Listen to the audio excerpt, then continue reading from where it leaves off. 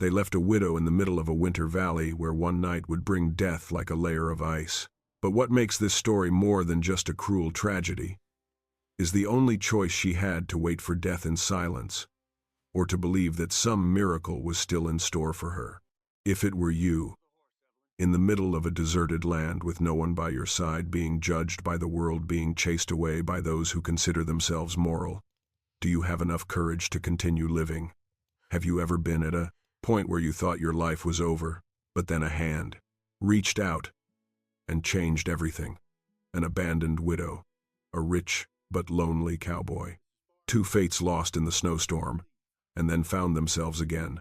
We invite you to join us on a healing journey where silence becomes strength and love becomes the bravest choice. If this story touches you, please like, share, and subscribe to the channel so I can continue to tell you stories worth living like this. The winter weather in the American West has its own kind of cruelty.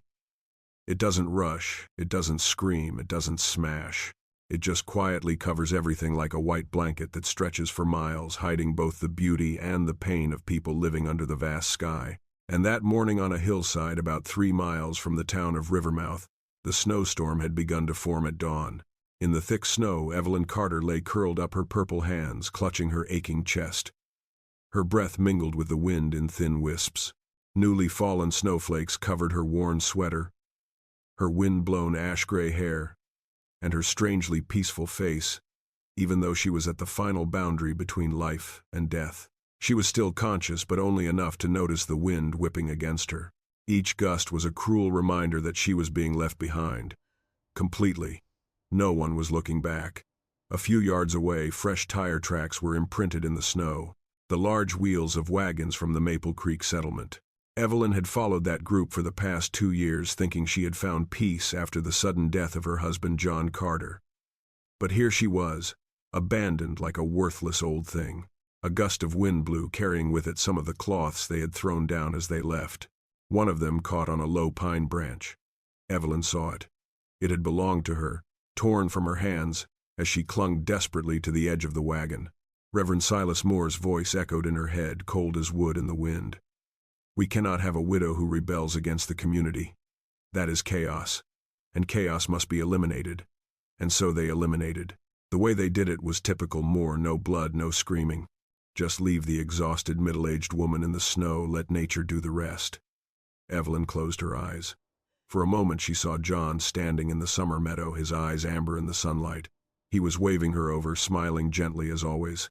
But the wind whipped against her face, pulling her back to the present. There was only cold white around her. She tried to turn around, but her strength was gone. Her hand groped in the snow, touching the cold wedding ring still on her finger. She held it tight as if to preserve her last human dignity. John, I'm sorry. The whisper was so weak that even the wind refused to carry it away. No water, no food, no way back. From this hill to the nearest town is at least a 2-hour ride in normal weather. Today, it has started to snow. It would be difficult for a strong man to make it, let alone a woman in her late 50s, exhausted in body and soul. There was a saying Evelyn once read in an old book: silence can save a person or kill a person. Today she felt both sides of that sentence. The silence outside was cold and lonely, but the silence inside helped her maintain a bit of calm, a bit of dignity, a bit of inner strength to accept her betrayal without crying. She no longer feared death. What hurt her was the way they made her believe she didn't deserve to live. She opened her eyes again, only to see thick gray clouds rolling in. The snow was beginning to fall more heavily. Another layer covered her legs. If nothing changed, perhaps in a few hours the wind would erase all trace of her. She was about to close her eyes again when she suddenly heard something very far away, like the sound of the ground shaking slightly, like a steady rhythm, like the sound of horse hooves. But she was so tired she couldn't tell if it was real or just a sound from her memories of riding with John on the southern prairie.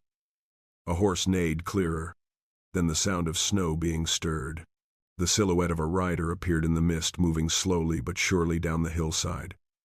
As the figure drew closer, Evelyn wanted to cry out, but all she could manage was dry breath. The person could not hear her. She only hoped that the person would see her before it was too late. A gust of wind blew again, whipping the worn coat and causing it to flutter slightly. It was this involuntary movement that brought the rider to a halt. He pulled on the reins and the horse stamped its hooves on the icy ground. A deep, wind-chilled male voice rang out. "Is anyone there?" Evelyn opened her eyes and tried to move her hands, but she couldn't.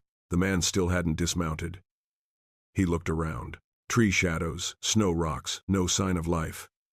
Evelyn mustered her last breath and lightly scratched the snow beside her. Her nails made a faint sound, but that sound was enough. The man jumped from the saddle. Snow whipped up and covered his high boots. He strode toward Evelyn, each step making a heavy, decisive sound on the snow. There was no panic, only determination. As he bent down, Evelyn saw the face clearly for the first time. A man in his 50s with a mottled white beard and deep, dark brown eyes that reflected the pale snow. The face of a man who had weathered many storms in his life and remained steadfast. He said nothing more. He just put his hand on Evelyn's neck to check her pulse. His hand was warm and firm. A single whisper escaped his lips, soft enough to carry on the wind. "She is alive."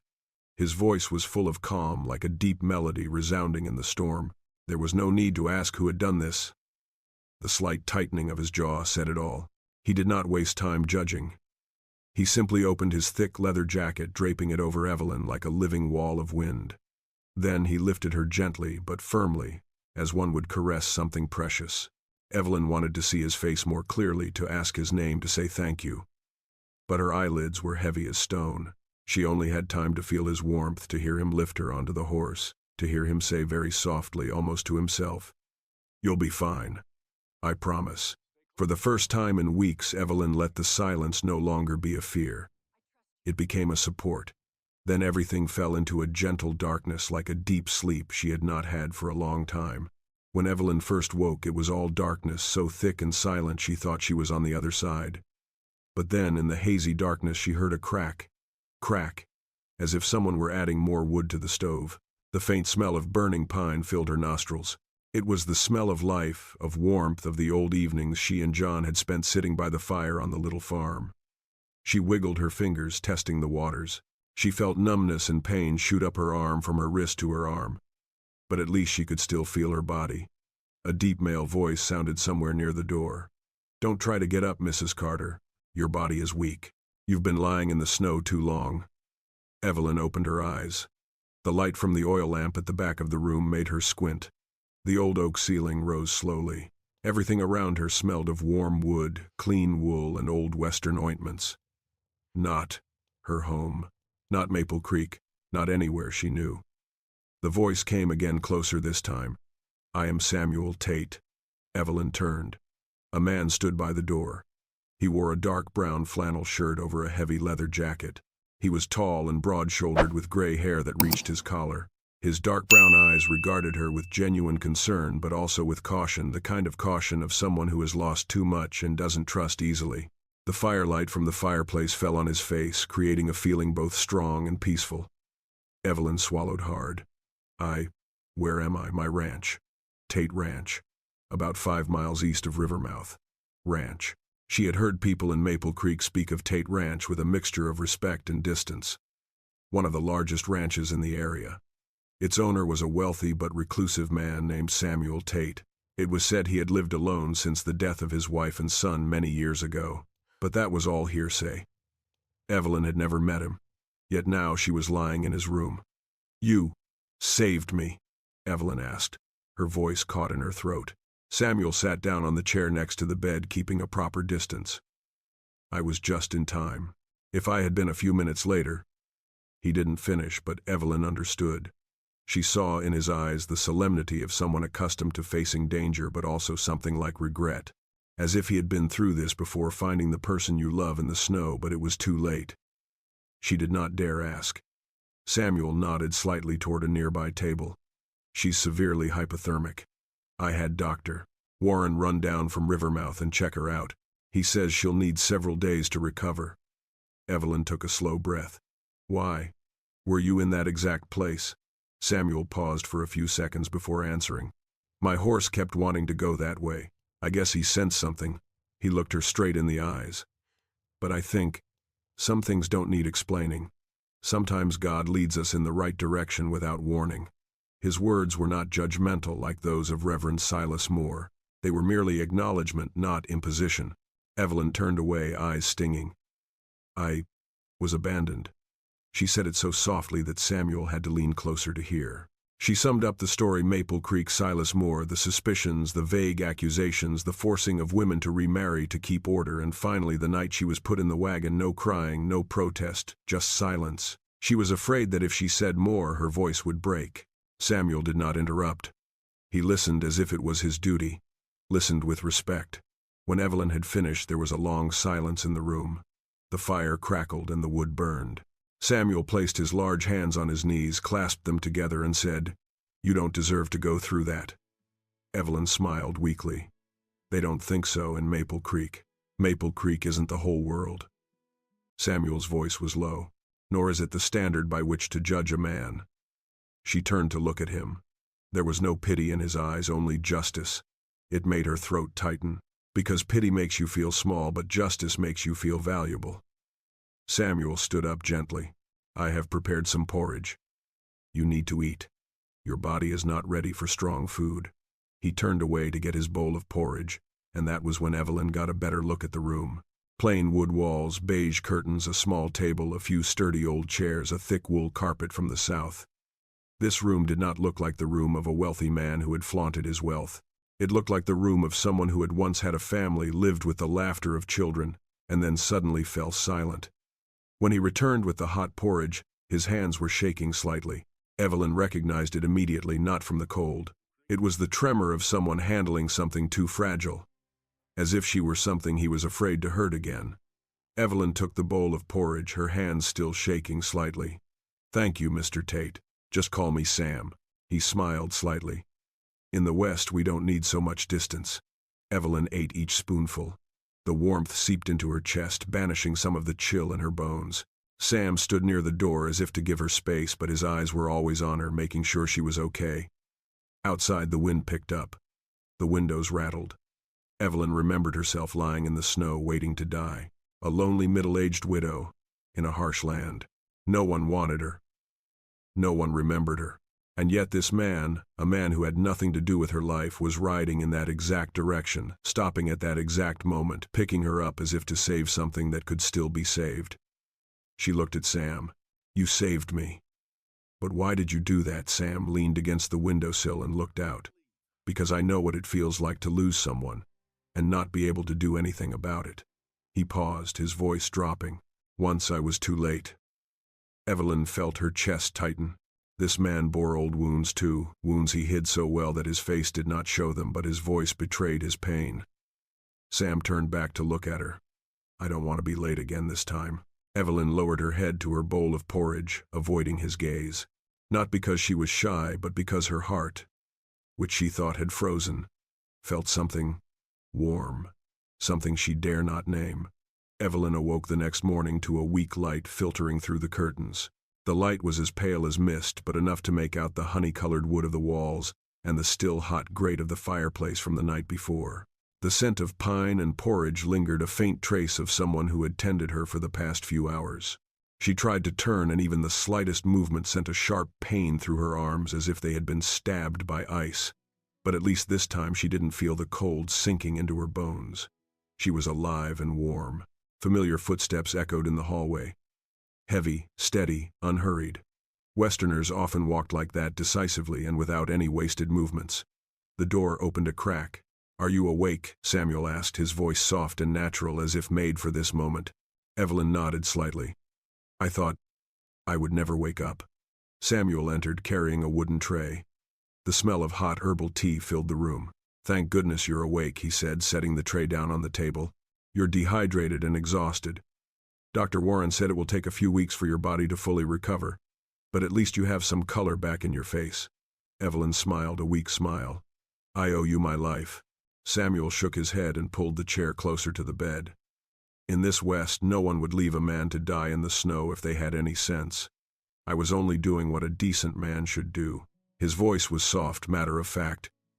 No boasting, no demands for reward. The words left Evelyn breathless for a moment, for they were the exact opposite of Silas Moore and the Maple Creek people. Their kindness always came with conditions. Here it was as simple as breathing. Samuel handed her a cup of tea. "Drink this." It's mint and lemon from our backyard. It'll warm your chest. Evelyn lifted her cup in both hands. The heat on her dry cheeks made her eyes sting. She realized she had not felt such pure kindness in a long time. Samuel watched her for a few seconds and then asked, "Would you like to go outside for a while? It's not far. Just the front porch. The air is nice this morning." Evelyn hesitated for a moment, partly because she feared her body was not ready and partly because she feared her own feelings. This closeness with a strange man made her feel strangely at peace. Samuel understood that he tilted his head slightly to reassure her. "I will help you. If you get tired, just go back inside." Finally, she agreed. He helped her up carefully as if lifting something precious. His hand was warm and strong, but not forcing. Evelyn leaned into his arm, the feeling of security startling her, so accustomed to holding things on her own. Each step onto the front porch was slow, but Samuel didn't rush. Outside, a gentle wind blew across the prairie. The Tate Ranch stretched out before her wide, rolling lawns, old oaks standing tall in the wind, distant hills tinged with morning light. An old saddle sunned on the fence, and cows munched leisurely in the barn. All peaceful and simple, unlike Maple Creek, where the peace is just a cover for control. Evelyn took a deep breath. "So beautiful," she said softly. Samuel stood beside her, his hand still gently holding her elbow to make sure she wouldn't slip. "It's been a long time since I've heard anyone say that. Most people only see the land, or the money. Few see the beauty." Evelyn smiled slightly. "They probably never stood here." "This morning." Samuel looked at her, his eyes softening. "Maybe so." A moment later, the wind picked up. Samuel immediately ushered her back into the house as if by instinct. He didn't force her, but his concern was more evident than any words. Inside the room, he helped her sit in a chair near the fireplace. The fire in the fireplace burned steadily, emitting a warm yellow light that seemed to fill the entire room. Evelyn looked at the simple, neatly arranged objects: a leather jacket hung neatly, an old guitar leaning against the wall, a few framed photos of the dead. She recognized the faces of a young woman and a boy. The sparkle in their eyes made her realize she was standing in a space filled with memories. Samuel noticed her gaze on it. He approached, took down the picture, and showed it to her for a better look. "My wife," he said slowly. "Taylor. And my son Matthew." Evelyn remained silent.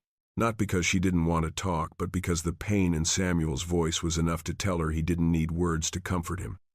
He needed someone to listen. Samuel looked at the picture for a few more seconds and then put it back in its original position. "They died 6 years ago," he said. "In an accident near Rivermouth. Their carriage slid down a cliff. I was late." Evelyn felt her chest tighten. "I'm so sorry, Sam." "It wasn't anyone's fault," Samuel said softly. "But from then on, I didn't want anyone else to die in front of me. Do you understand?" Evelyn nodded. Too obvious. She had felt the same helplessness when John lay in his hospital bed in his final days. She had done everything, but arrived too late to make him stay. Two people, two old wounds met in this vast land. How strange. Samuel stood by the fireplace, turning the poker to adjust the flames. "Evelyn, you can stay here as long as you like. Tate Ranch is big enough that no one will bother you. And he hesitated. "I think you need to feel safe before you can think of anything else." Evelyn squinted at the fire. "Aren't you afraid I'll bring you trouble?" Samuel smiled softly, a rare smile as warm as the sunshine on the prairie. "I've lived in the West all my life. If I were afraid of trouble, I wouldn't be where I am now." Evelyn laughed. It was hoarse and small, but it was her first laugh in months. It made her lips tremble slightly with emotion. Sam listened to the laughter, then turned away for a moment as if he didn't want her to see the relief on his face, because perhaps life had begun to return to this house, and to his heart, the moment she walked in. That afternoon, when Evelyn was brought out onto the porch by Sam for the second time, she asked a question that made Samuel pause slightly. "Sam, did the people from Maple Creek come here?" He looked her straight in the eye, not shying away. "They can come, but if they do, I will stand up first." He said it not to sound heroic, but as a matter of fact. A true Western man does not swear. He simply says what he will do. Evelyn felt her heart tremble like a long, strained string being gently touched. "Thank you, Sam," she said, her voice low, real, without any protection. Samuel looked at her for a long moment, then replied softly, No need to thank me. A person who has lived alone for many years knows how scary silence is. Evelyn turned to look out at the valley bathed in the afternoon sun. For the first time in a long time, she felt not quite alone. On the third day, Evelyn awoke to a morning so calm she thought she heard the wind singing. The first thing she felt was not pain or cold, but a gentle warmth spreading across her face. Sunlight streamed through the small window onto the woolen blanket that covered her soft and clean. The fire had been turned off early, but the room was still warm. She heard the sound of a shovel hitting the dirt in the yard, then someone walking near the stables. It must be Samuel. The man rose early every day. Even in winter, he worked as if the earth needed his hands to keep breathing. Evelyn sat up, slowly leaning back against the headboard. A slight dizziness had come over her, but she felt much better than she had in 2 days. She tried to clasp her hands together. They were still numb, but no longer shaking as they had in the snow. The door opened slightly. Samuel appeared, his thick coat still dusted with snow on its shoulders. The cold wind from outside followed him in, but only for a moment. He always closed the door quickly so the cold air wouldn't hit her. "You're up early," said Samuel, placing his wide-brimmed hat on the hook. "I thought you were tired." "I hear you working," Evelyn replied. "It sounds peaceful." Samuel smiled slightly, the way Westerners often smile, not showing teeth but sincerely. "I have some cornbread and honey ready. After you eat, I'll help you out onto the porch. But only if you want." Evelyn nodded. "I do." While Samuel went to get breakfast, she looked around the room again. Even though she had been here for several days, there was something strange about it. Not strangeness, but a sense of security. The room's furnishings were well kept. An ivory candle, a glass vase, and an old Bible were neatly arranged on a small shelf. She stared at the Bible for a long time. Just looking at it brought back memories from Maple Creek, Silas Moore reading the words from the book and then using those same words to condemn her and many other women. He didn't preach mercy, he preached fear. Evelyn glanced at the fireplace where the flames of the previous night still cast shadows on the walls. She touched her wrist. Though much better, there was still a long red mark, the mark of the rope the Maple Creek men had used to restrain her. Her breath hitched. Sometimes what hurts is not the wound on the skin, but the memories that suddenly come back. The door opened gently again. Evelyn Samuel stood there holding a wooden tray with buttered cornflakes and a cup of hot tea. His eyes narrowed slightly when he saw her face. "Are you okay?" Evelyn smiled thinly, trying to hide her emotions. "I'm fine. Just remembering something." Samuel put the tray down and pulled the chair closer. "Leave whatever you want to leave behind. Whatever you want to say. I will listen." His voice was low, slow, but sincere. No pressure, no attempt to be heroic. Evelyn could tell he didn't want her to be hurt, but he also didn't want her to have to pretend to be strong. Her eyes blinked slightly, partly from emotion, partly from feeling weak in the face of such kindness. "In Maple Creek," Evelyn said slowly, "people are too quick to believe a man just because he stands on a pedestal higher than everyone else. They believe a woman's silence is proof of guilt." Samuel nodded slightly, his eyes never leaving her. "I have seen men like that. They are not men of God. They only want power." Evelyn looked down at her hands. "I kept quiet because I thought maybe God was testing me. But now I'm not so sure."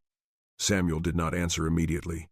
He sat there for a moment, as if considering how to choose his words so as not to hurt her further. "There is a strength in silence," he said finally, "and there is a silence that is forced upon you. Evelyn, you were silenced because you were pushed into a dark corner. It was not your fault." That sentence made Evelyn's heart flutter. She had waited a long time to hear this, a simple statement, but something no one in Maple Creek had ever said to her. No one had chosen to believe her. No one had chosen to side with her. Yet the man before him, a near stranger, said it as if it were a matter of course. Evelyn looked out the window, trying to keep her emotions in check. "I don't understand why they chose me. I didn't do anything wrong. Sometimes people just need someone to vent their insecurities on," Samuel replied. "And they pick on the weakest. You're too gentle, Evelyn. Someone like you, in the wrong hands, would be twisted into whatever shape they wanted." The words made her throat tighten. "And what if someone like me falls into good hands?" Evelyn asked in a small but sincere voice. Samuel paused, as if the question had touched him in some unexpected way. He stood up, went to the window, and looked out at the sun-drenched prairie.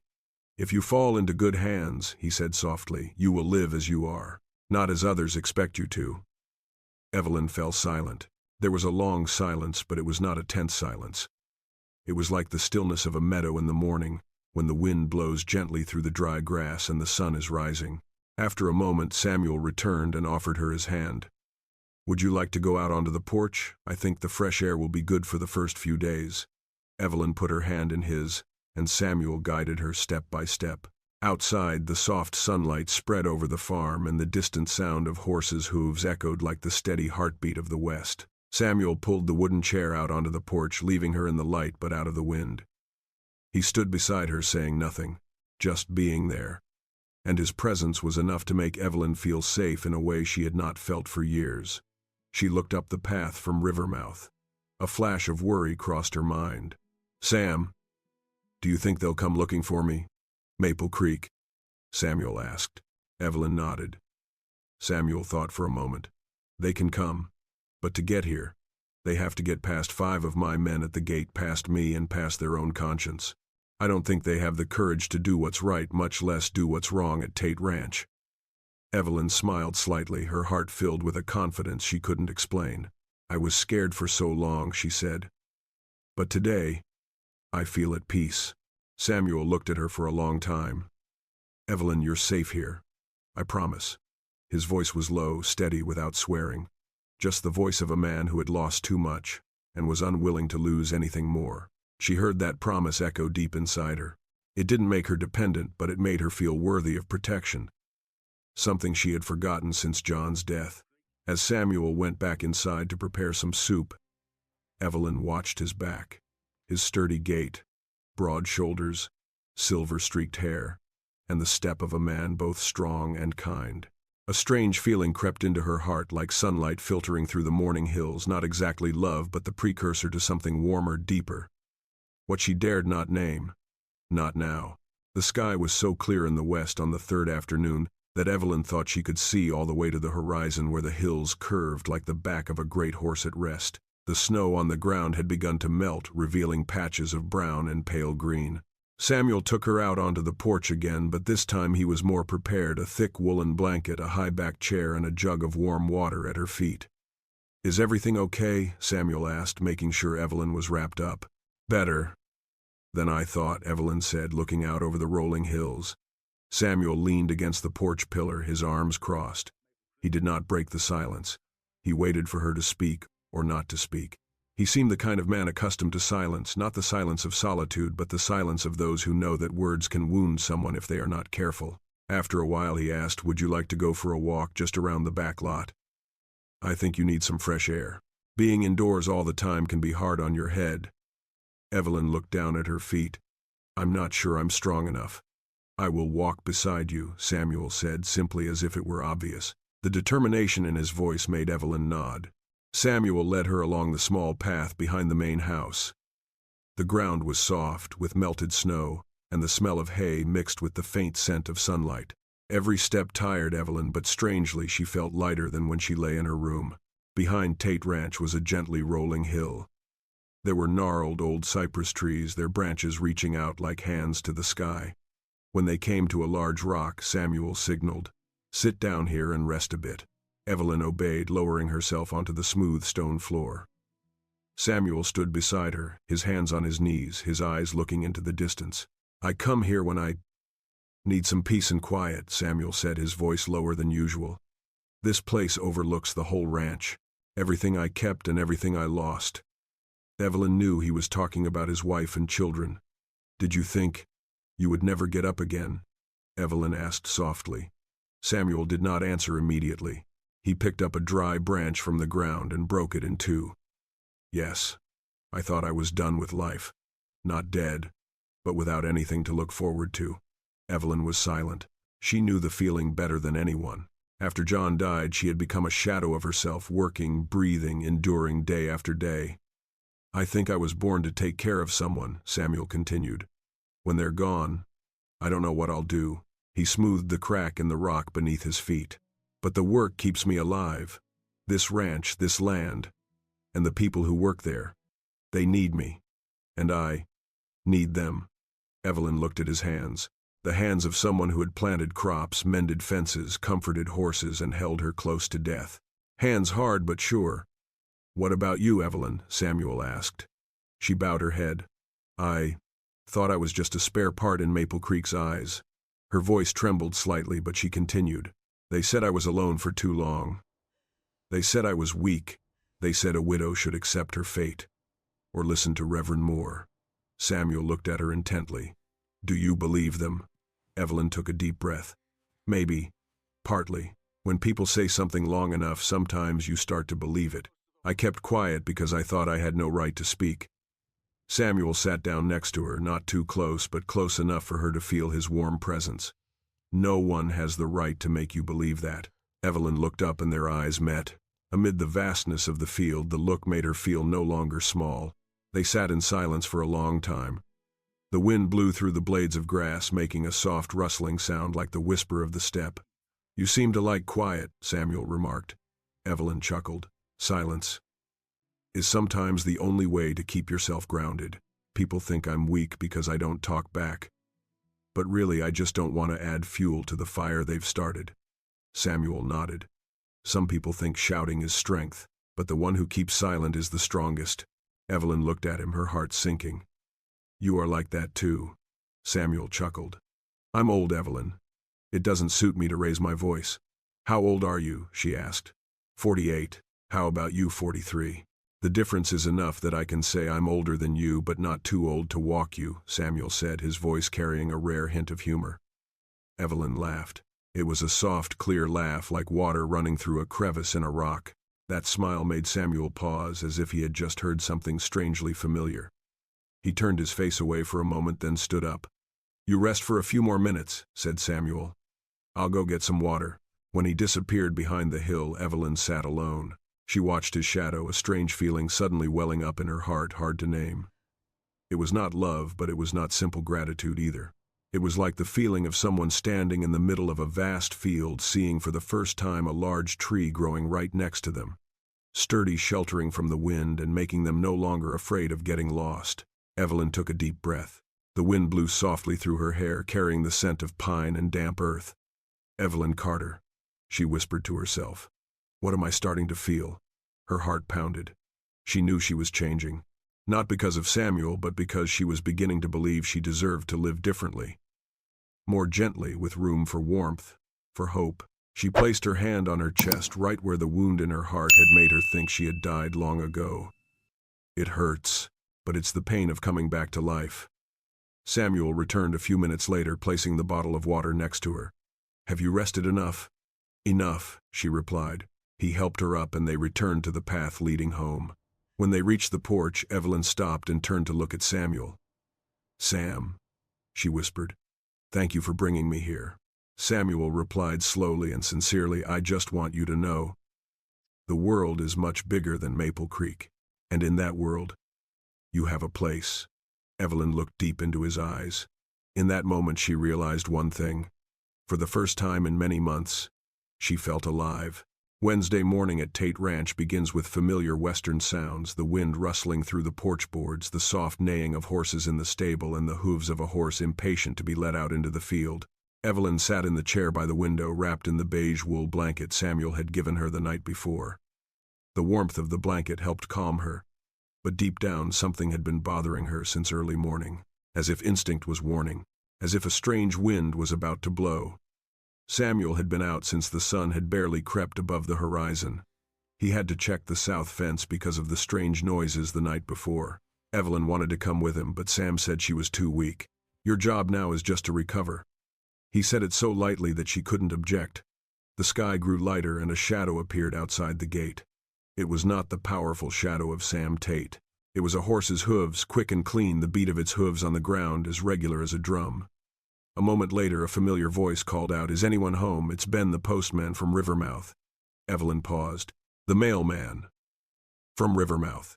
It was rare for mail to arrive at the ranch, and even rarer for the mailman to arrive this early. Samuel stepped into the yard from the stables, his shoes muddy. He greeted Ben with the familiar nod of a Western man. "What's up that you're here so early?" Ben let out a breath and set the satchel down. "Sam, there's something you need to know." And I think Mrs. Carter needs to hear it too. Evelyn's heart sank when she heard her name. Samuel motioned Ben to the porch. He turned to the door. Evelyn, are you able to come out? Evelyn stood up, her hands on the doorframe. I'm fine. As she stepped out onto the porch, Ben, a young man in his 30s with a gentle face and keen eyes, immediately took off his hat and bowed respectfully. I'm glad to see you're alive, Mrs. Carter. Evelyn placed her hand on her chest, her heart pounding. You know about my disappearance, not just me, Ben replied. All of Rivermouth heard the Maple Creek people say she went by the will of God. Evelyn clutched the edge of the blanket. God's will. Her voice was tight. Or Reverend Moore's will, Ben glanced at Samuel. Some people in Maple Creek say she was forced out of the community. But someone heard something else. They said she was left in the snow. A chill ran down Evelyn's spine. Samuel leaned his hands on the railing, his eyes dark. They're trying to cover this up. Yes, Ben said in a low voice. But Sam, there's more to it than that. He took a folded piece of paper from his pocket. I was asked to give this to you. Samuel unfolded the paper. His eyes scanned the short, sharp lines. Evelyn tried to look, and Samuel made no attempt to hide it. He held the paper closer so she could read it too. The scribbled but meaningful words, Tate shouldn't keep something that doesn't belong to him. Maple Creek's business will be decided by Maple Creek. There was no signature, but everyone knew who it was from. Evelyn collapsed into the chair behind him, her heart pounding in her chest. They know I'm here. Samuel folded the paper and slammed it down on the table as if trying to contain his anger. Yes, and they think they have the right to decide her life. Ben lowered his voice. Rivermouth doesn't like to get involved in Maple Creek's affairs, you know. But there are some people, including me, who don't believe in Moore's way of ruling others by morality. Samuel crossed his arms and leaned his shoulder against the porch pillar. I won't hand anyone over to Maple Creek, especially not someone I saved from death. Evelyn choked. Sam, I don't want you to get in trouble because of me. Samuel turned to her, his voice firm. The trouble is not caused by you. It comes from people who think they have power over other people's lives. I've seen many people like that. You are not the one responsible. His voice was soft but sharp, both comforting and protective. Ben interrupted, his face tense. Sam, I told you to prepare. I heard from the Maple Creek guys that Reverend Moore wanted to come talk to you. And we know, Moore never just talks. Evelyn shivered. Samuel showed no fear. He just stood there like an old tree in a storm. Thank you, Ben. Whatever comes, I'll handle it. Ben bowed his head. You're a good man, Sam. I hope Maple Creek understands that. But don't trust them to behave properly. I'm going back to town. If you need me, send word out. Samuel saw Ben to the gate and returned to the porch. The early morning light fell on his face, highlighting the lines of years and loss. Evelyn looked at him, her heart in turmoil. Sam, she whispered. I'm scared. Samuel pulled a chair closer to her and sat down slowly. You have a right to be afraid. He looked her straight in the eyes. But don't let fear define you. Evelyn blinked repeatedly. Tears did not fall but gathered in the corners of her eyes, heavy. I don't want the past to drag you into danger. Samuel leaned back in his chair, folding his arms. Tate Ranch isn't Maple Creek. Here everyone counts. You don't have to carry the burden alone. His voice was low, soft, but firm as a rock. Evelyn, I lost my family. I know what it feels like to watch someone be taken away from you. I won't let that happen again. The words hit Evelyn hard, like a warm breath through a cold wooden wall. Sam, she said, her voice trembling, I don't understand why you do so much for me. He took a deep breath. Not that you're a burden. Not that I want to repay anyone. It's just... Samuel paused, searching for words. You're the first person in years who's made this ranch less cold. Evelyn bent down, her hands trembling slightly on her thighs. In that moment she knew that when Reverend Moore arrived everything would change. She feared it, scared that these rare, peaceful days would melt away like snow on the roof. But in that fear, something else crept in. Something warm, soft, but very real. Faith. Believe in Samuel. Believe in this place. Believe that you can still stand up. That afternoon, as Samuel repaired the stable door and Evelyn sat on the porch looking out over the prairie, she felt something she had thought was lost, the feeling of belonging somewhere, not Maple Creek where silence is imposed. but Tate Ranch, where silence is part of the healing. Evelyn placed her hand over her heart. "How many years?" she whispered. "How long has it been since I felt at home?" The wind responded with a slight chill, but it did not make her shiver. Because inside the house Samuel was walking each step sure, and she knew that as long as he was there she would not be left in the snow again. The fourth night at Tate Ranch came early and colder than the nights before.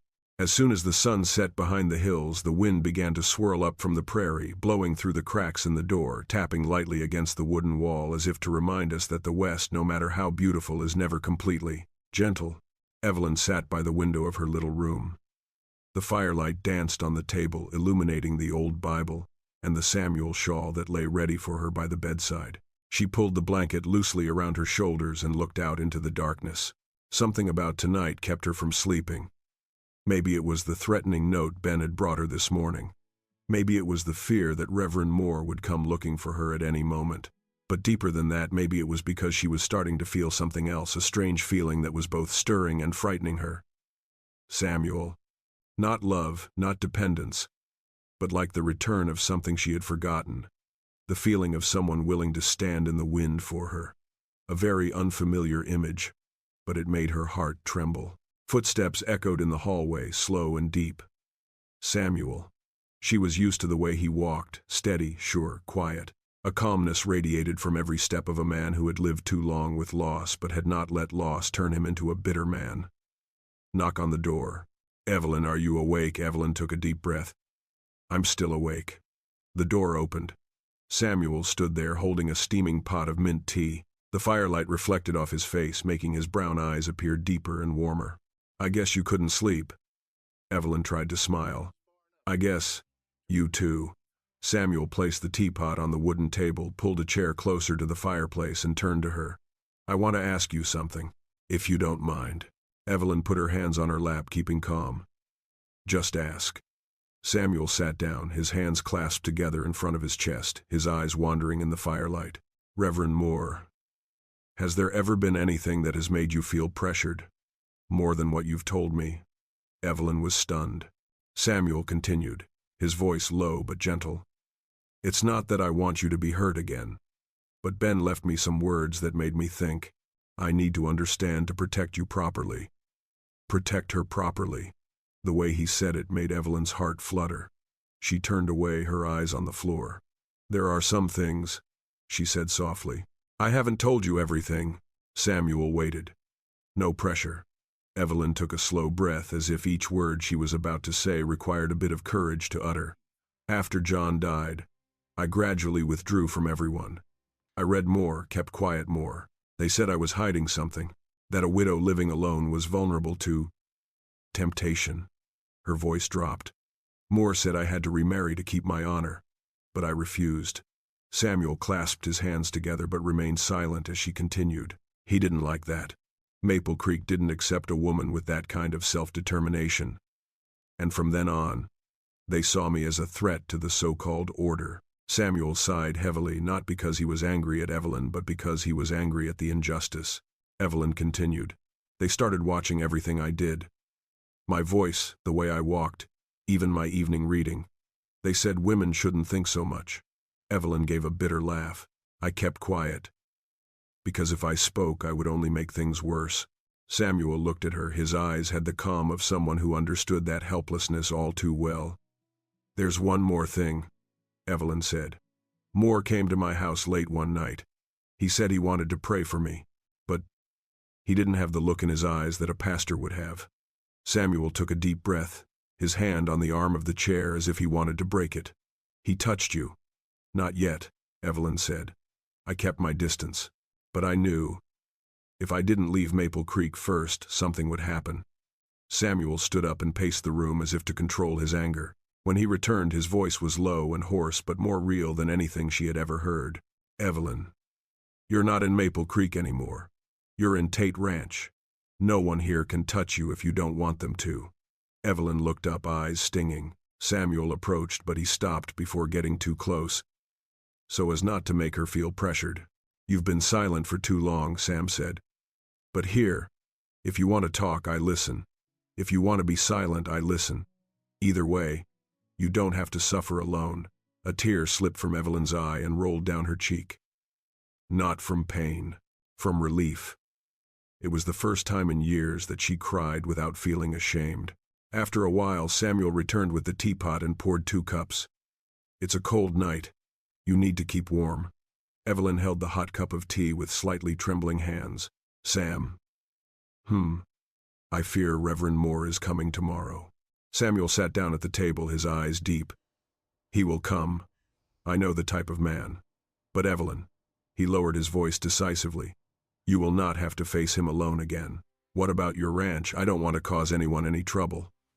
Samuel shook his head. Tate Ranch has withstood hurricanes, fires, bad harvests. We can handle a powerful pastor. Evelyn smiled, slightly weak but sincere.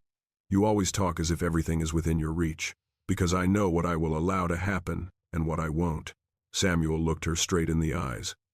And you being taken away from here is not going to happen. Again, Evelyn felt warmth spread through her chest. Not from the tea, not from the fire, but from his voice. The wind whistled outside and a tree branch tapped against the doorframe as a warning. Evelyn clutched her teacup. Sam, if they come in droves, if they force you to hand me over. Samuel leaned back in his chair, his eyes shining with the calm firmness typical of the West. Evelyn, you don't know me. He smiled faintly. I am a man who has survived losing everything. A priest and his few followers cannot intimidate me. He paused for a beat. No one has the right to touch the person I saved. That statement made Evelyn clutch her chest as if she had just touched an old pain and a new hope. For a moment, Samuel was like a thick wall of wind standing between the storm and what he wanted to protect. Evelyn had no idea what was coming, but for the first time she didn't feel like she was facing it alone. As Samuel got up to go to his room, he said softly, If you need anything at night, just knock on my door. Sam, why do you care so much about me? Evelyn asked. The question was out before she could stop it. Samuel stopped his back to her, his shoulders stiff. After a long moment he said, Because some people come into our lives just when we forget we still have a heart. A deep breath. And you made me remember that. Samuel walked out of the room before Evelyn could say anything more. The door closed with a soft click, but the sound echoed in her heart like the unlocking of another door, a door she thought had long since closed forever. Evelyn placed her hand over her heart and closed her eyes. The windy night outside was still cold, but in her heart, a very small, very quiet, very warm fire had begun to burn, and very real. Thursday morning at Tate Ranch began with a different smell earth disturbed by the night before. When Evelyn woke, she heard someone slamming the gate harder than usual. It wasn't the wind, nor an impatient horse. It was Samuel's voice. Evelyn pulled the wool blanket off her and stepped onto the wooden floor. She tried to walk steadily, though her legs were still tired. When she opened the door to her room, she saw Samuel walking into the main house, his face strangely pale. He brushed the snow from his shoulders and removed his gloves. When he looked up, his eyes caught Evelyn standing in the hallway. Are you up? Samuel asked, trying to keep his voice casual, but Evelyn could tell something was wrong. I heard the door open, Evelyn said, her voice low but clear. What's wrong? Samuel did not answer at once. He put his hat down on the table, then stepped closer as if searching for the right words. There are some footprints around the north fence, he said. Not from ranch workers. Evelyn's heart clenched. Could it be a lost hunter? She asked, clinging to a faint hope.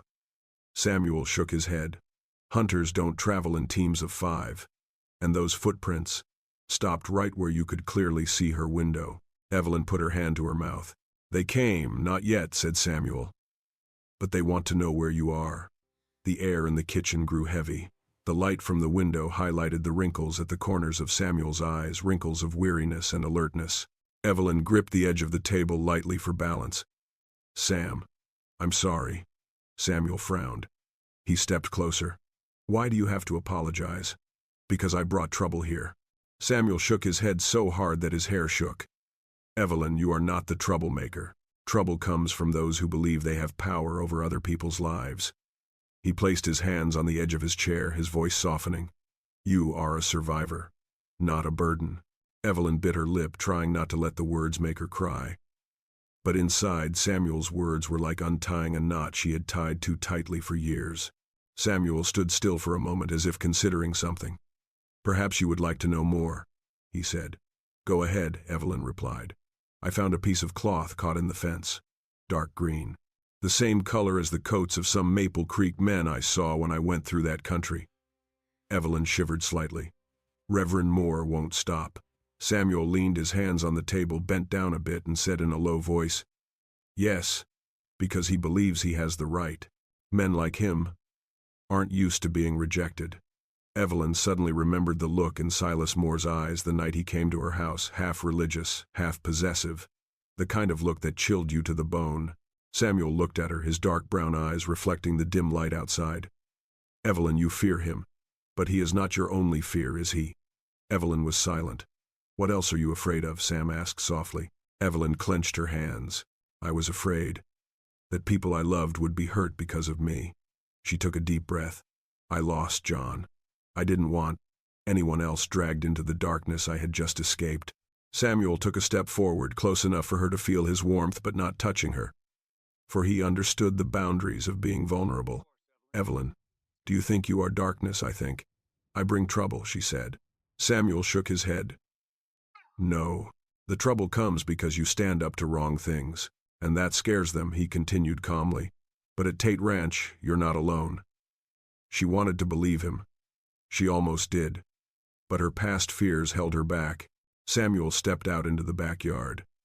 Evelyn followed him onto the porch, still holding lightly to the door frame for stability. The morning wind blew stronger than on previous days. The dry grass rustled. The clouds were thicker. "Sit here," Samuel said, pulling out a wooden chair. "I want you to see this." He pointed toward the north fence, the farthest part of the ranch Evelyn could see from the porch. "What do you see?" Evelyn squinted. "All I see is compacted snow and churned earth." "Yes," said Samuel. "The footprints are of at least 5 people. But the important thing is," he turned to look at her, "they didn't dare go a step further." "What's wrong?" Evelyn asked. "Because they don't know how many men I have guarding the west side," Samuel replied. "How many people do you have?" Evelyn asked. Samuel smiled slightly. "Only 2. But they don't know." Evelyn chuckled for the first time that anxious morning. "Do you really think you can face them alone?" Samuel looked straight into her eyes, his voice slow and steady. "Not alone." Evelyn stopped. "I think you are stronger than you believe." The words left her breathless for a few seconds. Evelyn had thought herself weak, quiet, pushed away. But Samuel saw something else. Saw the woman who had survived. "Sam," Evelyn said softly, "I don't know if I can be strong anymore." "You're strong right now," Samuel replied. "Sit here. Face it. Don't run away." She looked down at her hands. They were shaking slightly, but not as numb as the day he found her in the snow. "So, what do I do now?" Samuel looked at her closely, as if gauging her tolerance for stress. "You live," he said. "You eat, you sleep, you heal." He lowered his voice. "And you leave the rest to me." Evelyn opened her eyes wider for a moment. "You don't have to take it from me."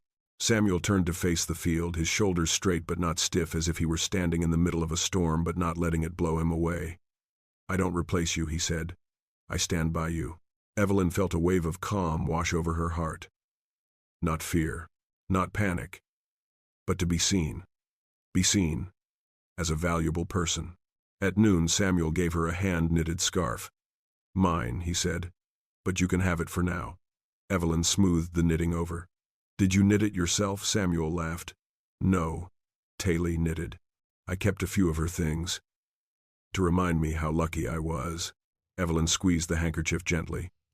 "I apologize for bringing up your memories." "No," Samuel said. "Evelyn, you didn't hurt me. You reminded me that there was still something good to keep in this house." Evelyn looked up. Their eyes met, and for the first time in years she did not avoid a man's gaze. Just for a moment, but she felt something inside her snap, like the slight crack of thin ice in the sun. The wind grew stronger in the afternoon. A thin band of dark clouds swooped down over the hills. Evelyn stood on the porch, a scarf in her hand. Samuel stood beside her, both looking north.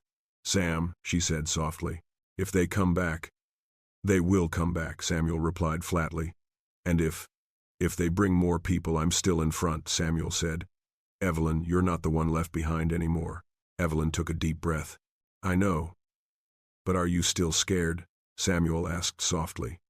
Evelyn nodded. Samuel looked at her with no judgment, no pressure, only understanding and patience. Be afraid, he said. It's natural to be afraid. He tilted his head. But don't let your fear speak for you. Evelyn looked at him for a long time. Amidst the cold wind, amidst the gathering gray clouds, amidst all the chaos she knew was coming. She realized this. She was no longer alone in this world. That afternoon, the high plains sky turned a deep bronze. Low-level clouds hung like a thin blanket foreshadowing a cold night. Evelyn spread the woolen shawl Samuel had given her the day before over her shoulders, feeling the warmth creeping against her skin, but her heart fluttered like a bird just escaped from a trap, not quite believing she was truly free. She stood on the porch, looking out at the vast fields. The land was so vast that one could hear the silence. A silence that was not emptiness, but a rare peace that life had ever brought her. The sound of a door opening behind her made Evelyn turn. Samuel stepped out, his dark brown coat pulled tight around him. He placed 2 cups of steaming coffee on the railing. I made it a little strong, he said. It'll be about 25 degrees tonight. Evelyn took the glass, the warm steam hitting her face. Thank you. Samuel stood quietly beside her, comfortably silent. After a long while, Evelyn spoke. Sam, do you think those people will be back soon? Samuel looked towards the fence in the distance. Evelyn, people like Moore don't give up so easily. But they don't risk their lives for no reason either. What do you mean they might wait? Watch. Wait until you let your guard down. He turned to look at her. Or wait until they believe I am no longer strong enough to protect. Evelyn tightened the scarf around her shoulders. I don't want you in danger because of me. Samuel let out a very small laugh, as if it were just a breath escaping from years of restraint. Evelyn, you keep saying that. But have you ever thought, maybe I want to protect you because it's the right thing to do. Not because it's a burden, but because I choose. To Evelyn lowered her eyes. I'm not used to being chosen, she said softly. For years I've felt pushed around, decided for me. Samuel tilted his head, looking at her as if looking somewhere deeper than the answer. So coming out of those decisions, does it hurt? He asked. A simple question, but it struck a deep chord in her heart.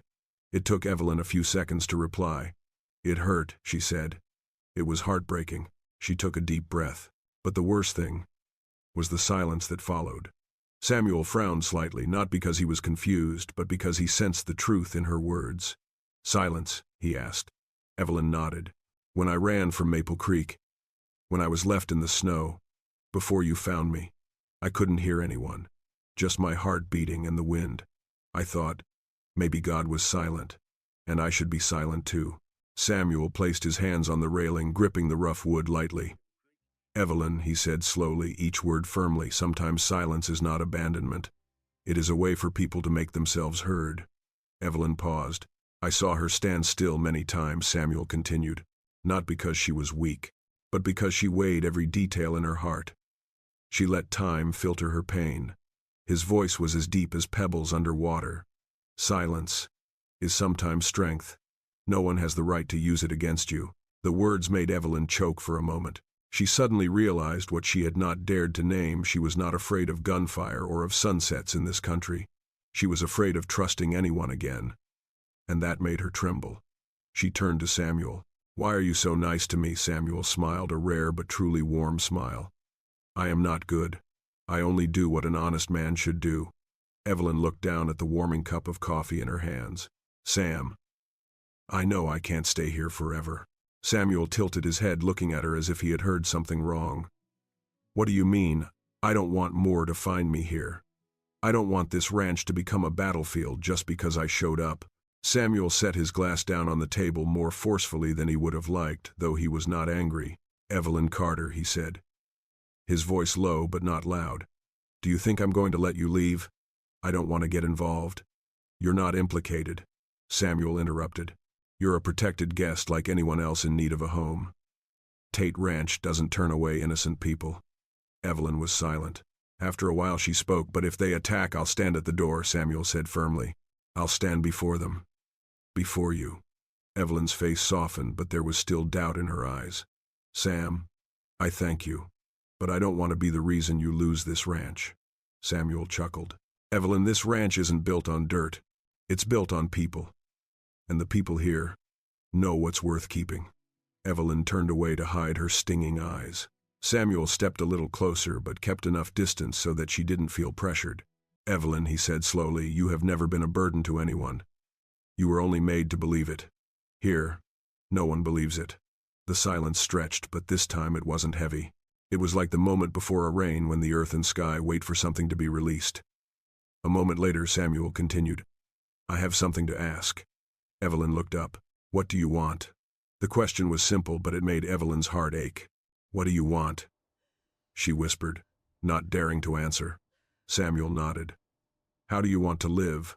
Where do you want to be? What do you want to do? You asked. When do I leave? But you never asked, where do I live? You don't owe Moore anything. You don't owe Maple Creek anything. You only owe yourself a peaceful life. Evelyn swallowed back the rising emotion. I never thought I had a choice, she said softly. Samuel looked at her with a gentle touch. Then start today, he said. You have the right. Night fell sooner than expected. The wind began to blow. The planks of the stables shook slightly. Samuel checked each latch. Evelyn stood on the porch, clutching her scarf. She sensed a disturbance in the wind, a scent like old ashes, as if some painful memory were being stirred somewhere. When Samuel returned to the porch, Evelyn looked up and asked, If you could choose, what would you choose, Sam? Samuel paused, his eyes deeper than the darkness behind him. I choose. He took a deep breath as if weighing the truth against the caution of someone who has experienced loss. To keep everything I believe in this house, including you. Evelyn trembled slightly. Sam. I fear what is growing inside me. Emotion is not an attacker, Evelyn, Samuel said. It does not come to take you. It comes to remind you that there is still room in your heart for light. A tear fell from Evelyn's eye, but her voice remained steady. But if I choose to stay, what else do I have to choose? Samuel replied immediately. Choose to live, not just exist. Evelyn looked at him a long time, longer than she had ever allowed herself to look at anyone. The wind blew. A west window creaked. An oil lamp flickered. And in that moment, Evelyn understood that her life was no longer being pushed away. It was waiting for her to step into it. So, she said softly, can you give me some time to think? Samuel nodded slightly, as if that was the answer he had been expecting. I'll wait, he said, as long as it takes. Evelyn sighed, not of fear, but of rare relief. Thank you, Sam, she said, her hand tightening around the woolen scarf around her shoulders. I think, for the first time in years, I feel like I'm not waiting for something bad to happen. Samuel took a step back, making that space hers. You're not just surviving, Evelyn, he said softly. You're coming back to life. And in the windy night, with the oil lamp flickering on the porch, Evelyn knew that what she needed to choose was gradually becoming clear in the darkness. The next morning, the western sun rose like an old gold coin, its light filtering through the thin mist on the distant mounds. Evelyn woke before the roosters, before the horses turned in the stables. A fitful sleep filled with vague images, the old door at Maple Creek, Reverend Moore's silhouette, and Samuel's voice calling her name from afar. When Evelyn went downstairs to the kitchen, she smelled roasting coffee. Samuel was up first as usual. He was standing near the fire, his head tilted toward a small pot simmering on the black cast-iron stove. Good morning, Samuel said without turning. I heard you coming down the third flight of stairs. You heard that too? Evelyn asked, surprised. Samuel turned his head, smiling slightly. This house isn't big, and I'm used to hearing strange sounds. A light remark, but it made Evelyn's heart clench, not because of fear, but because she understood Samuel had lived a long time in a state of vigilance, silently but persistently. She approached the long wooden table where Samuel had placed 2 glasses. Can you sleep? She asked. Samuel poured coffee, steam rising from the top of the cup. Okay, but I also have a habit of staying up at midnight to listen to what's going on in the yard. Evelyn sat down in a chair, wrapping her hands around her coffee cup as if seeking warmth to ease her sudden shiver. Are you afraid they'll come back? I'm not scared, Samuel said, his voice as calm as ever. I just don't like being surprised. Evelyn nodded. She knew that feeling better than anyone. After breakfast, Samuel went out to the stables to examine the footprints left from the day before. Evelyn stood on the porch watching him go. Something about his posture today caught her eye. A tightness in his shoulders, a slower pace than usual. But Samuel was not one to share his worries easily. Evelyn threw her woolen scarf over her shoulders and walked down to the yard. She found Samuel with Shadow, his faithful black horse.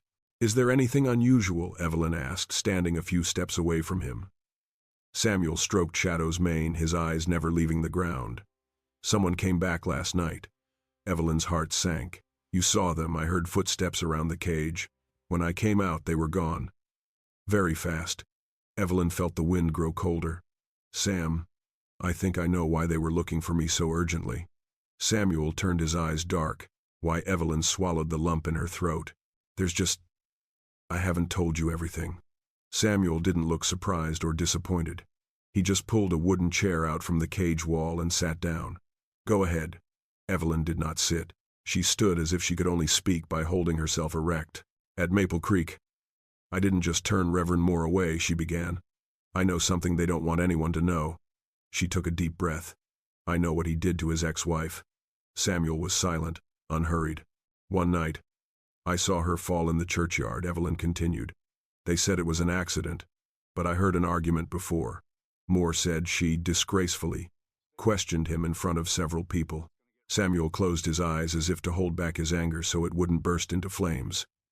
"I think she slipped," Evelyn continued, her voice shaking slightly. "But the next morning, 2 women next door told me they heard someone pushing. Then, it was quiet." Samuel opened his eyes, his gaze as sharp as a knife just drawn from its sheath. "And you didn't tell anyone?" "I don't dare," Evelyn confessed. "Because Moore said, if I get the idea of disrespect, I'll be next." Samuel stood up and walked over to her. "Evelyn, why didn't you tell me sooner?" "Because I was scared," she breathed, her voice weary. "Not just scared of Moore. I was scared. If I told you, you would think I was too much trouble, and you would want me to leave." Samuel did not answer immediately. He looked up at the changing sky, then back at Evelyn. It was a long but not cold silence. "Evelyn," Samuel said in a low voice, "nothing you said would make me want you to leave." Evelyn swallowed the feeling rising in her chest. "But Moore won't let me live in peace. He won't let anyone know the truth about his wife." Samuel nodded slowly. "Okay, now I understand why they stood at a distance from the ranch but didn't dare enter." Evelyn tilted her head, not understanding. "Because she wasn't just someone they wanted," Samuel explained. "She was a witness, a living testimony." Evelyn felt like the ground beneath her feet was shifting. "Sam, they would kill me if they had the chance." Samuel stepped in front of her, his eyes unwavering. "No, they want to, but they won't get the chance." A strong wind blew, making the barn door rattle slightly. Evelyn shivered, but not from the cold, but from something else. "How can you be so sure?" she asked. Samuel paused, then said something he had never said before. "Because I lost a wife to men who thought they had power." He took a deep breath. "I won't let that happen again. Not to anyone.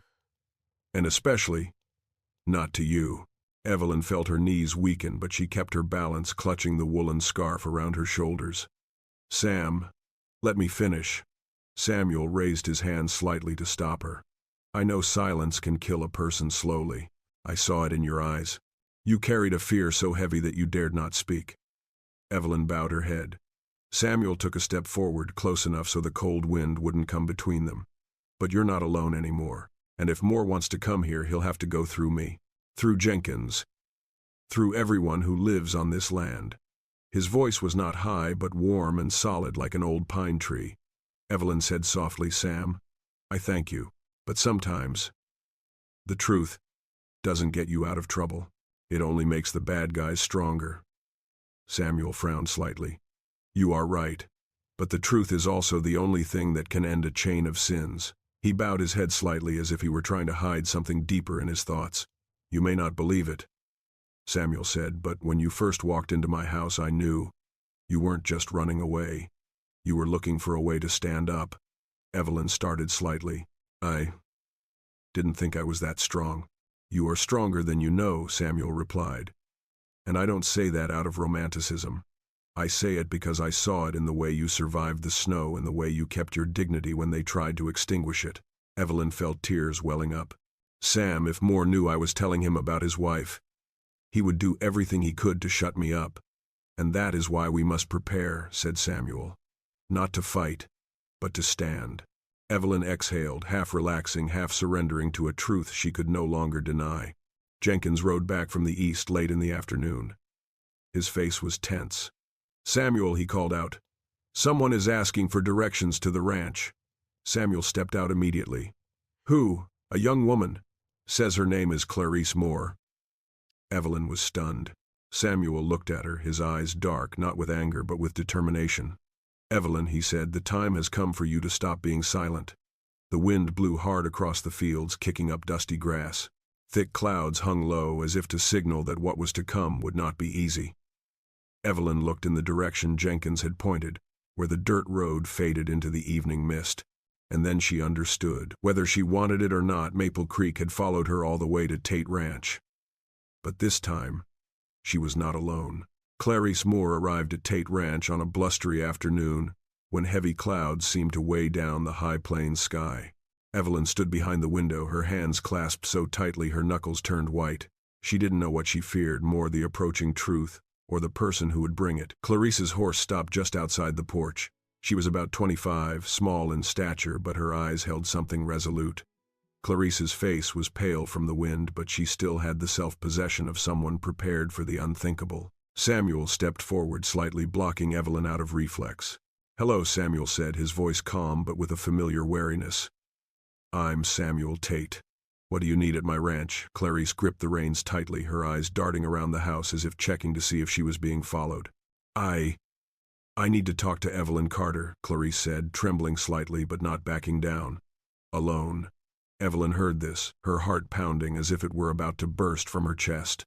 She opened the door and stepped out onto the porch, standing behind Samuel. "It's me," Evelyn said, her voice steady.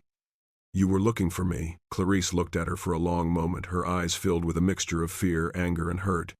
"Yes, I need to see you," she replied. "For Reverend Moore." "For my father." Evelyn started. "Your father?" "Silas Moore," Clarice enunciated. "He is my father."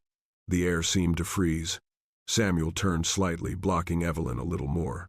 "If you came to drag Mrs. Evelyn back to Maple Creek—" "No," Clarice interrupted quickly, shaking her head so hard that her hair came flying out of her scarf. "I didn't come to take anyone home. I came to run away from that place." That statement calmed Samuel a bit, but he still kept a safe distance. Clarice wiped away the tears that were welling up in her eyes. "I know. You were the last person to see my mother alive." Evelyn felt her knees buckle. "You are her child." Clarice nodded, her eyes shining with real pain. "They said my mother fell down the stairs, but I heard her crying that night. She never screamed, unless he was in the room." Evelyn put her hand to her mouth, trying to keep from crying out. The child who had witnessed that horror was now standing before her.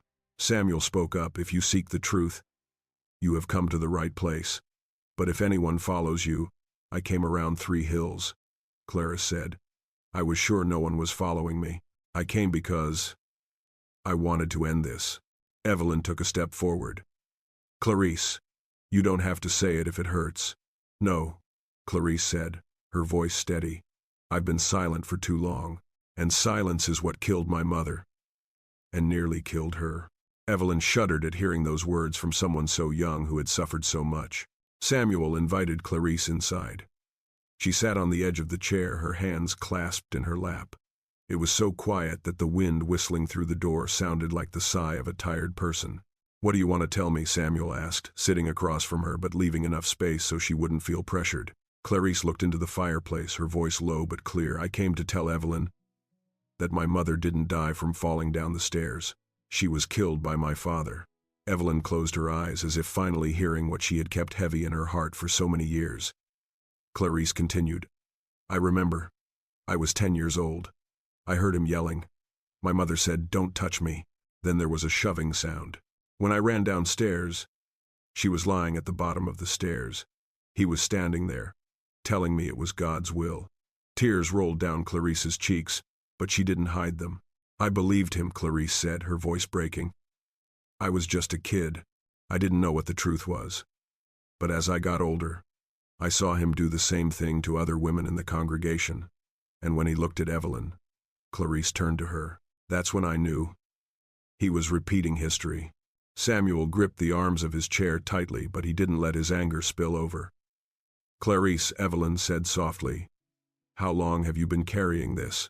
Too long, Clarice whispered. I thought, if I told him he would kill me. But if I didn't, someone else would die. Evelyn reached out, not touching Clarice, just placing her hand lightly on the table like opening a door. You don't have to do it alone anymore. Clarice shivered slightly at that. My mother said she would take me away from Maple Creek someday. But she didn't make it. Samuel looked deep into Clarice's eyes. What do you want now? Clarice took a deep breath. I want him to face what he did. Evelyn was surprised at the girl's strength. Are you willing to testify? Clarice nodded, tears falling but a small smile appearing. For the first time in my life, I felt my mother would support me. Samuel stood up and walked to the window to look outside. The sky was darker. The wind was blowing harder. But Clarice, he said, if you're going to testify, Moore won't let you off the hook. He'll come to this ranch. I know, Clarice replied. I didn't come here because I thought Mr. Tate would fight for me. I came because I thought, here I can finally say it. Evelyn felt a lump form in her throat. You are braver than you think. Clarice looked at Evelyn, her eyes warming. No, she said. I learned from her. Evelyn started. She was the only one who could look my father in the eye and say no, Clarice said. I wish my mother had that strength, and I want to be like her. Evelyn burst into tears, not from pain but from a strange relief. Finally, someone understood what she had really been through. Samuel turned back, his voice low but firm. If you want to testify, I will protect you. I protect Evelyn. And I protect anyone who flees from crime. Clarice looked at him, and for the first time since arriving at the ranch, she breathed a sigh of relief. I believe you. Samuel nodded. But we have to be prepared. Moore knows Evelyn is hiding here. And if he knows you're gone, he'll guess who you're going to. Clarice clenched her fists. I'm not running away anymore. Evelyn put a hand on Clarice's shoulder. No, you won't run away, but you won't fight alone either. A warm silence spread through the room like the shared breath of those who had suffered so much loss. Samuel stepped closer to the fireplace, the firelight falling on his face, making it look both strong and sad. Clarice, he said, do you have anything with you? Papers proof. Clarice nodded. She opened the small leather bag at her side and took out a thin notebook. I found this under the old floorboards in my father's room, she said. It was my mother's diary. She wrote about the times he beat her and what she was afraid of him doing. Samuel took the book and gently opened a few pages. The writing was shaky in light brown ink. He read a few lines, his eyes darkening. So, it's time for no one to deny it anymore. Clarice looked at Evelyn, her eyes sparkling. Mrs. Evelyn, what keeps you from giving up? Evelyn wiped away her tears, her voice soft but full of weight. Because I know, if I stay silent, there will be more people like your mother, like me, and I can't let that happen again. Clarice bowed her head as if receiving an invisible gift she never dreamed of having. Samuel closed the diary. Tonight, he said, we will make a plan. Moore will come. But this time, he will not stand behind his lecture. Evelyn looked at Samuel, and then at Clarice. They were both shaking, but neither of them backed away. And in that moment, Evelyn understood this fight was no longer about saving lives. It was about ending a tyrannical system that had lasted for too long. With truth, with courage, and with people standing together. Tate Ranch sank into late afternoon like a house holding its breath. The western sky burned like burning coal, then turned deep purple. A thick wind blew in from the prairie, sweeping brush against the porch, heralding a rare thunderstorm in the highlands in winter. Evelyn stood by the window, her hands resting on the still cold wooden panel. She looked out and saw Samuel Jenkins and Clarice standing together near the stables. The three of them were talking quietly and seriously. Samuel's face was calm, but Evelyn sensed a quiet, murderous intent behind it. Clarice held her mother's diary close to her chest as if it were the only thing that could keep her steady amid the storm of emotions. Jenkins went through every tool, every harness, every old gun in the woodshed. No one wanted to fight, but everyone knew that avoidance sometimes only made things worse. Evelyn turned away from the window, gripping the armrests lightly for balance. She was still tired, and worry made her shoulders heavier. A moment later, Samuel entered the house. He brushed the dust off his coat and hung it up. As he entered the kitchen, his eyes immediately found Evelyn. "Are you okay?" he asked. Evelyn nodded. "I'm fine. Compared to what's to come." Samuel pulled out a chair and sat down opposite her. He said nothing for a few seconds, as if to let the silence between them be a place for Evelyn to put down some of her worries. "Evelyn," Samuel said softly, "I don't want you to think that what happened tonight was your fault." "I don't think so," Evelyn replied, but her voice was weaker than she meant it. "It's just, I wish it weren't all on you." "It's not on me," Samuel smiled slightly. "I choose to stand here." Evelyn placed her hands on her lap, trying to calm herself. "Clarice, will she really testify?" "She's determined," Samuel said, "but she's young and scared. I won't leave her alone." Evelyn looked down at the table. "Sam, I want to say this before it's too late." Samuel tilted his head, his eyes wide, slow, and ready to listen. "I thank you," Evelyn whispered, "not just for saving me from the snow, but because, since coming to Tate Ranch, you've seen me as a person. In Maple Creek, they saw me as a shadow. Here, you saw me as someone worthy of living." Samuel said nothing at once. He leaned his elbows on the table, clasping his hands as if he were holding something very important. "Evelyn, if you knew how valuable you were, you wouldn't have spent so much time suffering. If I had known," Evelyn smiled faintly, "I would have left Maple Creek sooner. But I think, after John died, I didn't have the strength to do anything for myself." Samuel spoke softly, but each word was as heavy as pebbles falling to the ground. Nobody taught her how to stand up. They taught her how to be quiet. Evelyn raised her head, her eyes trembling slightly. "And you," Samuel chuckled. "I am the opposite. Life taught me to stand even when I wanted to collapse." He said it lightly, but Evelyn understood Samuel had been dragged down to the depths too, and his loss was no less than hers. The sound of footsteps made them turn. Clarice entered, still holding the diary. "Mr. Tate," she said, trembling slightly, "I want to ask, if they come in large numbers tonight, will we have enough people?" Samuel stood up and walked around the table as if calculating something. "We are not many," he replied bluntly, "but we have this land, and this land is accustomed to protecting its masters." "What are your plans?" Clarice asked. Samuel pointed out the window. "Jenkins will be on the west side where the fence is weak. You stay inside with Evelyn. There's only one way in, through the back door. I'll be on the front porch." Clarice bit her lip. "They will come from many directions." Samuel nodded. "I know. Aren't you scared?" Samuel turned, and his smile for the first time in days was not strained. "For more than half my life, I am no stranger to fear. But I also know that fear cannot prevent danger. It can only prevent us from seeing ourselves clearly." Evelyn was silent. So was Clarice. Samuel continued. "I don't want guns to go off. But if they come to take innocent people, I won't let them through the door." Clarice bowed her head. "I'm sorry. For my father." Samuel shook his head. "You are not guilty of his sins." Clarice burst into tears. Evelyn stepped closer, placing her hand on her back. "You are brave," Evelyn said softly. "You are doing what your mother would not dare do. It will free her soul." Clarice hugged Evelyn's hand, clinging to the only support she had. As the sun set, Tate Ranch was bathed in the dim light of oil lamps. Samuel stood on the front porch, looking out at the inky fields. Evelyn stood behind the window, her eyes fixed on him. There was something about the way Samuel stood that held her gaze back, straight arms at his sides, his posture as calm as an old oak standing still in a storm.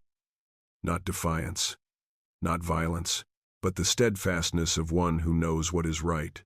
Clarice sat in the kitchen, holding the diary in her arms as if promising not to back down. Jenkins returned from the armory with his old gun on his shoulder. "Sam," Jenkins said softly, "I see lights in the distance. 3. No, maybe 4. Evelyn felt her heart drop. Samuel didn't move. We knew they were coming. Jenkins stepped forward. I'll stand there next to you. No, Samuel said. You stand on the west side. They'll split. That's the ranch's weak point. Jenkins nodded and left. Clarice moved closer to Samuel. If my father comes, are you going to talk to him? Samuel looked her straight in the eye. Yes, but not the way the priest wants. Evelyn opened the door and stepped out onto the porch. Sam. He turned back. She clutched the scarf around her shoulders as if trying to keep warm in the strong wind. If anything happens tonight, Evelyn choked, I want you to know. I know why God let you find me. Not so I could be saved, but so I could live again. Samuel's face softened. He stepped closer to her but kept his distance so she wouldn't feel pressured. Evelyn, he said softly, you have so much to live for. And I want, he paused as if choosing his words, to see that. Evelyn wanted to say something but her throat tightened. Samuel nodded slightly as if he understood what she was not saying. I will stand here, said Samuel, no matter how they come. Evelyn looked at him for a long time, then said softly, don't leave me alone, Sam. Samuel exhaled slowly. No, because you were standing right behind me. The wind died down for a moment. Then the sound of horse hooves echoed in the distance, each beat heavy like a war drum. Clarice ran to the door. They're here. Samuel put his hand on the doorknob. Go inside, Evelyn, he said. Evelyn looked at him, her heart racing. Alone. I'm here, he said, his voice low, firm, and protective. And I never abandon anyone who needs me. Evelyn turned away in tears, but this time, not tears of despair, but of someone who knew she was about to step through another door in life. Clarice stood beside her, trembling but not backing away. And out there, the sound of hooves stopped right in front of Tate Ranch. The night before the storm has begun. The sound of hooves stopped just outside Tate Ranch, the sound sharp in the tight night, like a drawn bowstring. Evelyn stood in the living room, clutching the edge of the wool scarf around her shoulders.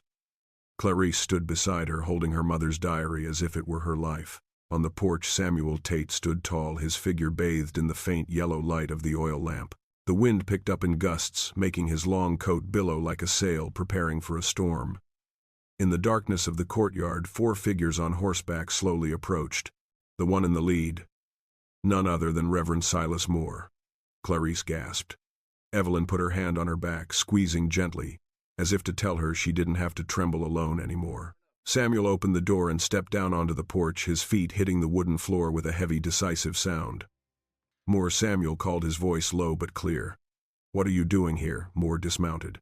He was tall, his face hardened by coldness rather than age. His gaze swept the house, then rested on the window behind which Evelyn and Clarice stood.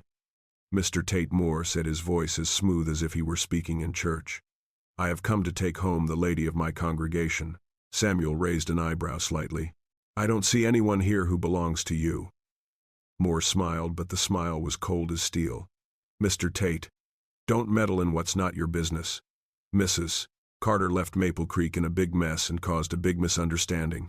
We just want to bring her back to clear things up. Evelyn's whole body trembled when she heard the 2 words clarify.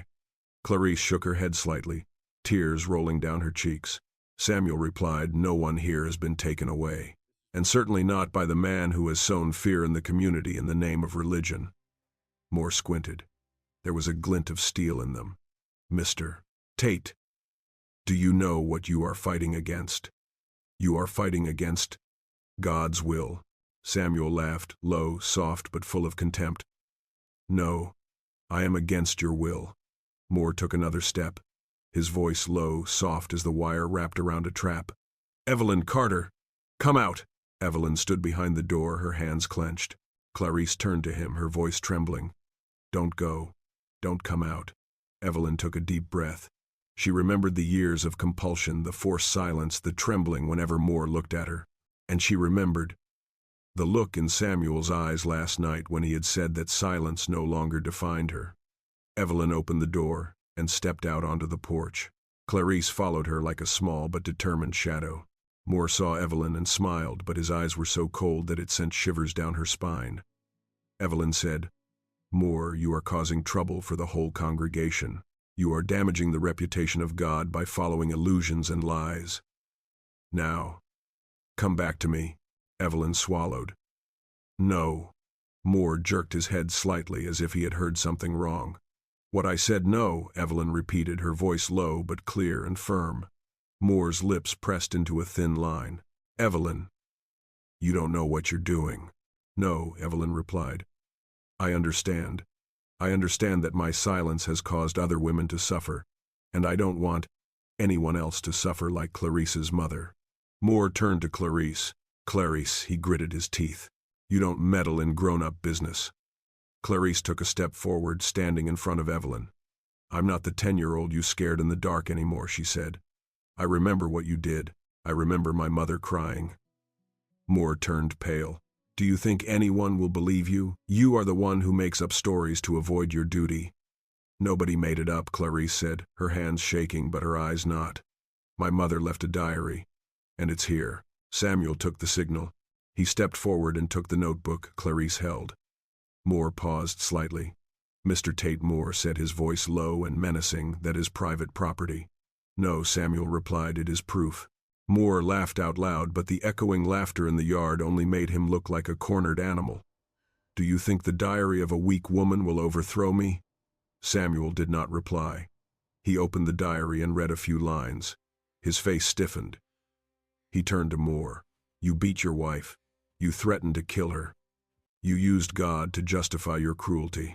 Moore took a few steps forward. Mr. Tate, listen to me. Very smart. You have no part in this. You have no idea what I can do.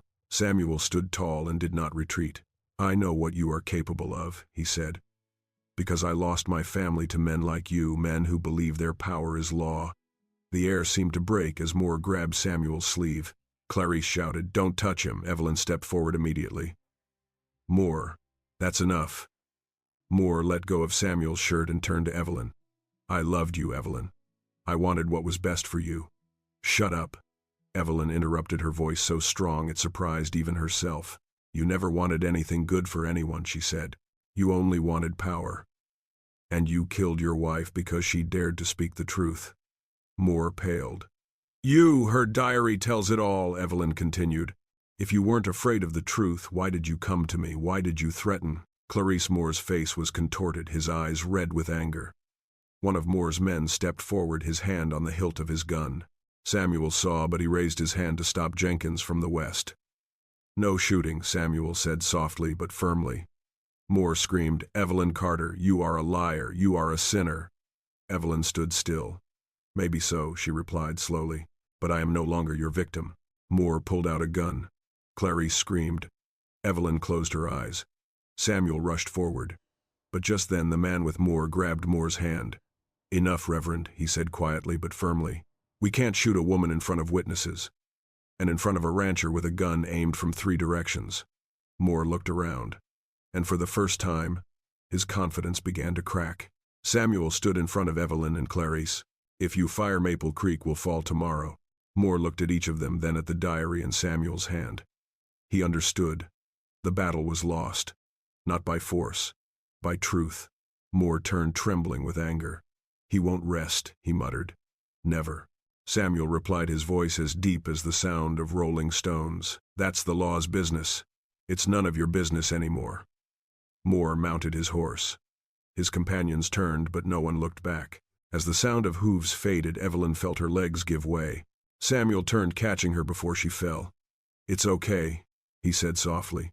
It's okay, Evelyn. Clarice burst into tears, hugging Evelyn. We did it, she said through ragged breaths. Evelyn put her hand on Clarice's back. We're not done, she said. But we've come out of the darkness. Samuel smiled, a smile so soft, so deep, and so warm that Evelyn felt as if she had just stepped from winter into spring. The next morning dawned with a soft, silken light.